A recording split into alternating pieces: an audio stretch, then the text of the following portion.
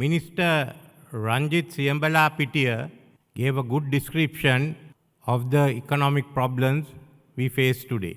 Therefore, I will not cover that ground again. Today, we are having the first discussion after the announcement of the IMF program.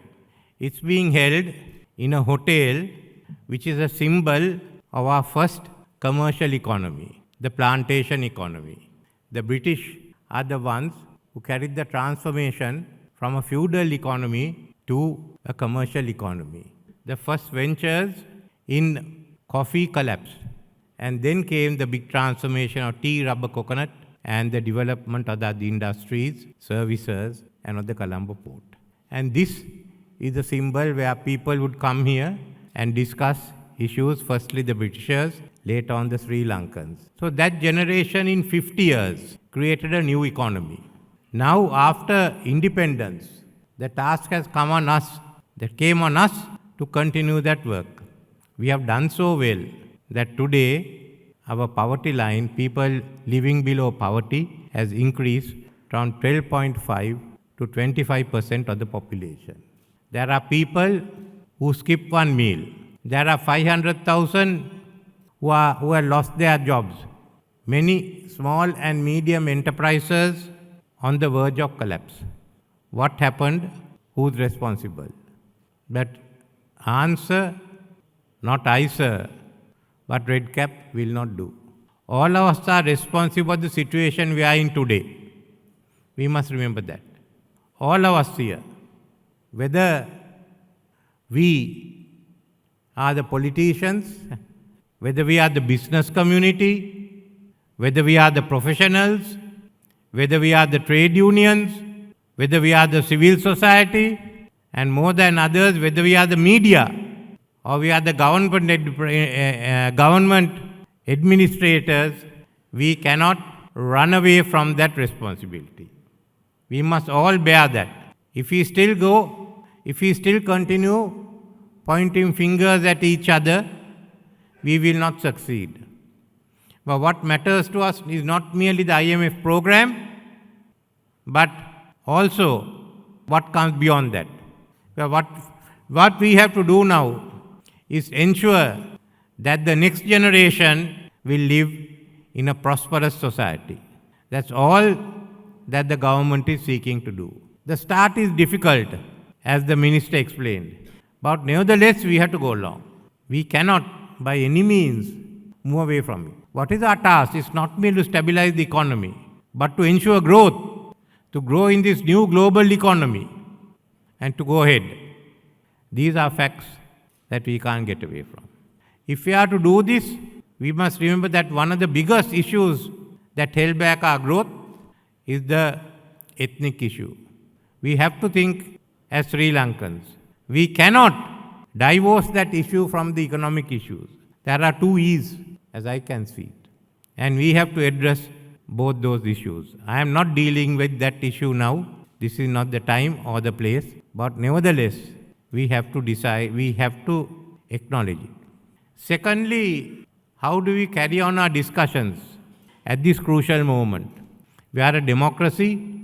Open debate is useful, and it's good that we have members representing government and opposition, the business community, the professions. But we have to discuss and debate these issues. And discussion must take place in the halls of discussion from parliament downwards, not in the streets. That type of agitation is no longer suitable for a country and goes on development. But the decision is ours to take, not for the government to enforce. We can only ensure law and order. But otherwise, where do we hold our discussions? That's the second issue. So it's from here that we have to go forward. I will not deal with the details of the IMF package. As you all are all aware, it has many, in addition to what the Honorable State Minister said, there are also other important objectives. It will bring about a significant revenue-based fiscal adjustment based on progressive tax reforms to raise Sri Lanka's revenue to GDP ratio. It's a progressive one so that we gradually reduce the tax burden on the poor who has to bear the brunt of the VAT system. better public expenditure and debt management through essential institutional reforms, and enhance social safety net to cushion the poor, restoring price stability and a market-determined flexible exchange rate, and rebuilding our international reserves. Then ensuring financial stability through a healthy banking system. Now, these are some of the key objectives of this IMF reforms in addition to what the minister has mentioned. Therefore, what we are seeking is to stabilize the economy by 2026.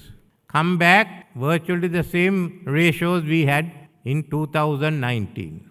So we have 7 years to come back to 2019. Is that enough? That is the issue. Anyway, approval of this program will allow Sri Lanka to commence negotiations with private and official creditors on restructuring its debts in line with the parameters set by the IMF Debt Sustainable Assessment, and also the commitments that I have made with my letter of March 14th.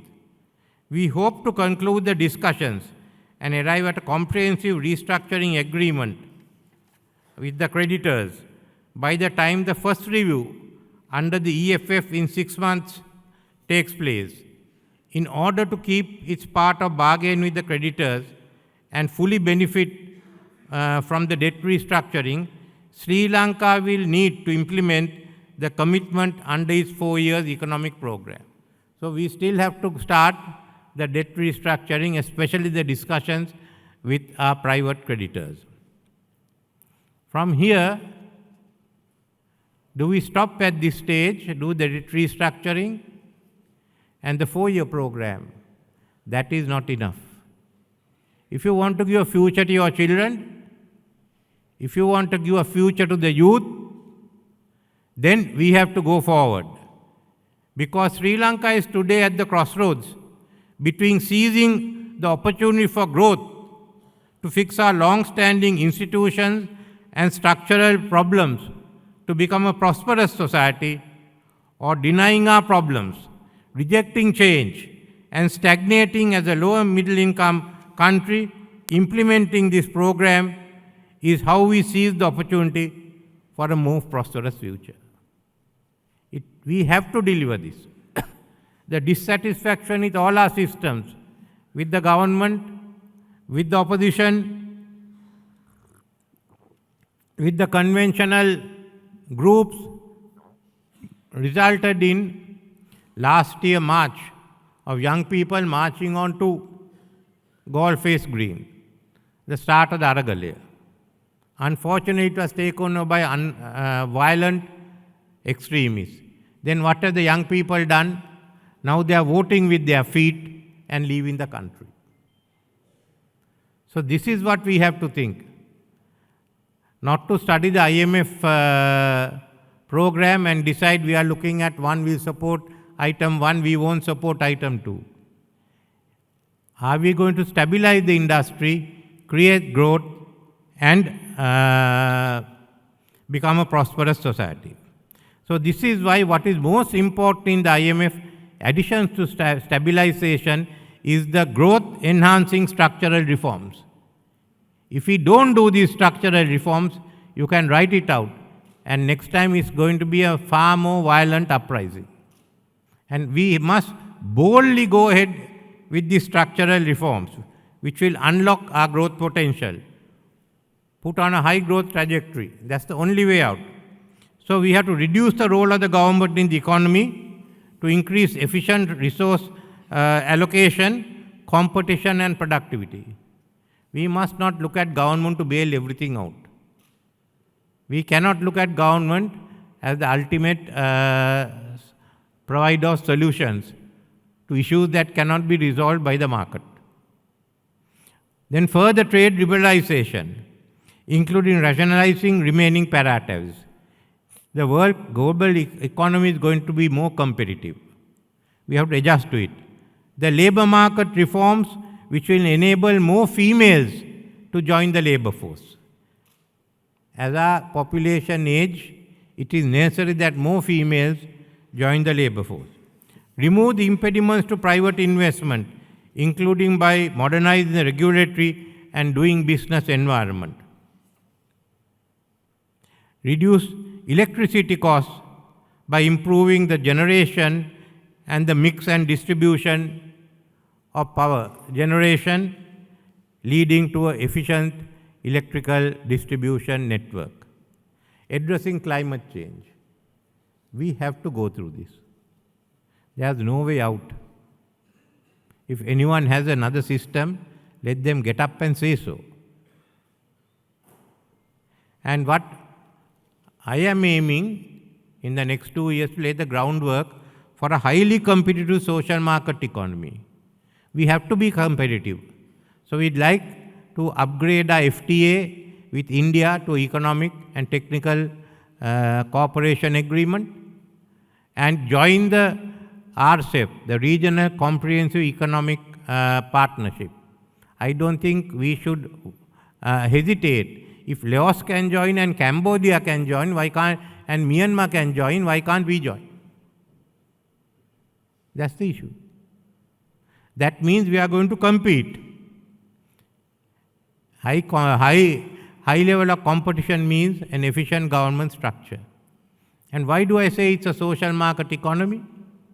Because we need more money. We can talk our education system covering 90% of the students having 10,000 schools.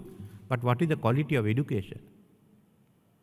We need money to make it one of the best education systems in South Asia, or the best education system in South Asia in the next decade.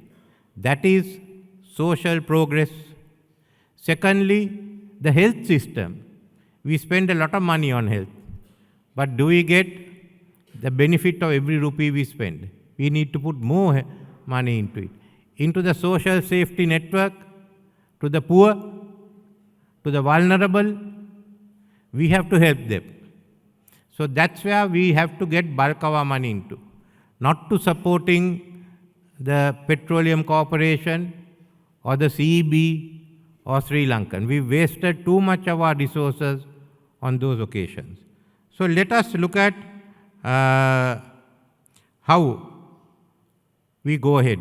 Our potential for green economy at the moment is good. Not only renewable energy, but green hydrogen, green ammonia, and many other outputs resulting from this green energy, especially the biomass, which we have not thought of, wave energy. We should get into it immediately, like we got into the apparels as soon as 1978 reform started. A digital economy. Start the digitalization. Start with Western province, where 50% of your economy is. Spread out to the other areas of high economic activity, then cover the rest of the country. We have to look at tourism, one which will get us average of $500 a night, 2,000. We can start off with that's a low-hanging fruit. Another low-hanging fruit is agriculture. Our productivity is small. Let us modernize agriculture and fisheries. That's the start of another low-hanging fruit. As far as manufacturing and services are concerned, let's not get there step by step. Let's do one leapfrog into Industry 4, into automation and AI, artificial intelligence. We are suited for both. Then our government money must go to establish the infrastructure for such industries and services. These but some that I can think of. You all can think of more. Sri Lanka becoming a regional logistics center, the offshore potential for the offshore economy. All these are matters to be discussed. So we must take this chance. We can't wait. Because we've been missing on all opportunities for restructuring. When we became independent, Mr. D.S. Sen Nayak said, let's cultivate on being, let us aim to be self-sufficient in rice. When we save that foreign exchange, we'll be much better off. He also got Sir John Kothara to start the hydroelectricity systems. Then the first round of reforms after that was not introduced by the UNP. The most significant one was Mr. Philip Gunawardana's Paddy Land Act. It was not a communist measure. The Americans had carried out massive land reform pertaining to paddy land in Japan, in South Korea and Taiwan. He just adapted that. And it led to the growth of production in those countries. So he brought that in together with the Agrarian Services Department, and the government had established the People's Bank. It was shut down not by the opposition. It was shut down from within the government, and you have this watered down act which is there today. So we missed the first chance of building up on what Mr. D.S. Sennak had done. The second chance came again in 1965 with Mr. Dudley Sennaka's government, the Shenoy Report, the starting of industries, the Industrial Development Board, education reforms, increasing productivity, tourism. Some of these were implemented, but the Shenoy Report was not implemented. And as a result, we lost the next opportunity. If we had gone ahead with those reforms, it was similar to what Chung Hee Park brought in South Korea and Lee Kuan Yew brought into Singapore. Third round came in 1978. President Jayawardena opened up, the economy went ahead, but we had to slow down because of the ethnic situation and the conflict that broke out in the country. Nevertheless, in 1989, the second stage was done by President Premadasa when we pushed ahead, firstly to divest ourselves of some of those corporations which are doing quite well, like Kalani Tyres, and as well as the push for investments both in the apparel sector as well as the tourist sector and a lot of other new industries which we started. But then that came to an end after 1994 as the next government focused completely on resolving the ethnic issue at the expense of the economic development. It went on. So we missed that opportunity. Those who were behind us got ahead of us. Then came, as the minister reminded me, I had forgotten, regaining Sri Lanka. We missed that. So how many more opportunities are we going? We haven't got. This is the last chance. Are we going to take it or not? That's all that you have to decide here. The details you can work out. We have a 6-month review, another 6-month review. But what is in the IMF program, we have to go ahead. But on what we have to, on the growth program, yes, we can discuss that further. And once I bring for, once the debate on the IMF program is over and the resolution is put to vote, thereafter we put out a sketch or a white paper on how the growth should take place. And I'd like the National Council of Parliament to be engaged with the government and for all of us to engage the rest of the sectors of society in determining what our future is going to be. So all I request of you is to make up your mind that we are going to grow. And this is the last chance, and let's press the accelerator to the floor. There's nothing else that we can do. And I ask all of you to join the government in this task we have undertaken. Thank you very much, and thank you for the Chartered Association for sponsoring this event.